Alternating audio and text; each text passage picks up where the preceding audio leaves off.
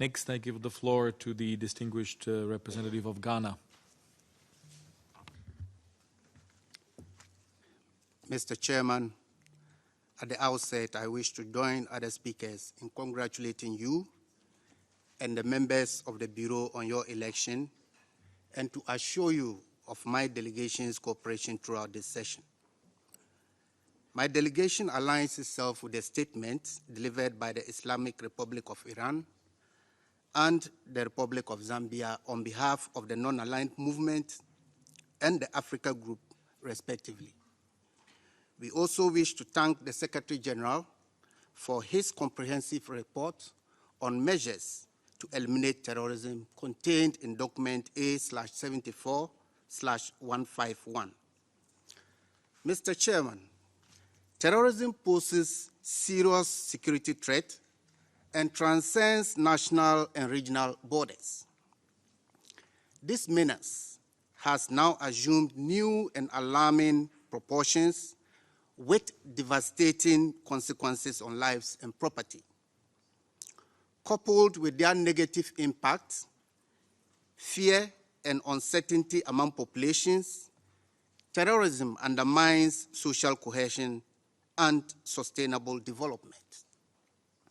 It is now evident that concerted national and international measures will be needed to combat terrorism and its associated crimes. My delegation therefore welcomes the range of measures and legislation put in place by member states and intergovernmental organizations to address terrorism across the globe.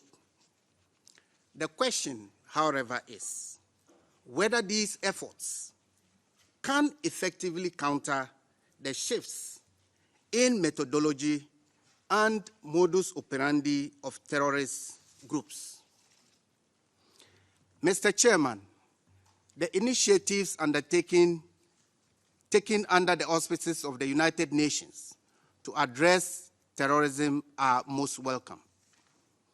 In support of these initiatives, we call for continuous efforts to strengthen regional and international cooperation for timely information sharing and to enhance border security. My delegation notes in this regard the call by the League of Arab States for special measures to addressing financing of terrorism, countering the falsification of identity and travel documents, and the question of foreign terrorist fighters.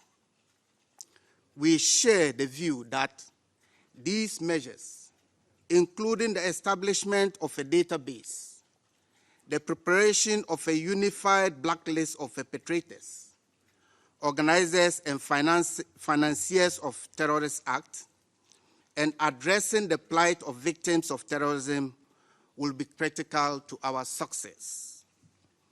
The practical measures proposed by the Shanghai Cooperation Organization, including operations to locate persons on wanted lists, the interrogation of foreign terrorist fighters who have returned from conflict zones, the destruction of laboratories and infrastructure for the production of terrorist or extremist propaganda materials, and the detection of illegal trade in arms, ammunition, and explosives, as well as chemical, bioactive, and radioactive substances are welcome and need to be supported. Mr. Chairman, my delegation wishes to reiterate Ghana's deep concern about the growing incidence of terrorism, particularly in West Africa and the Sahel, which threaten the security and stability of countries in the region. The government of Ghana remains committed to fight against the menace and to the elimination of other ancillary criminal practices. We continue to make progress in countering money laundering and other international organized crimes through the passage and amendment of legislation, policy measures, and upgrade of institutional infrastructure. Capacity building will be critical to ensuring effective implementation of the various counterterrorism initiatives and to addressing all aspects of terrorism, and we call for intensified collaboration and partnership in this regard. In conclusion, Mr. Chairman, we wish to express our appreciation for the convening of the Global Maritime Security Conference by the Federal Republic of Nigeria in Abuja, which started yesterday and will end tomorrow.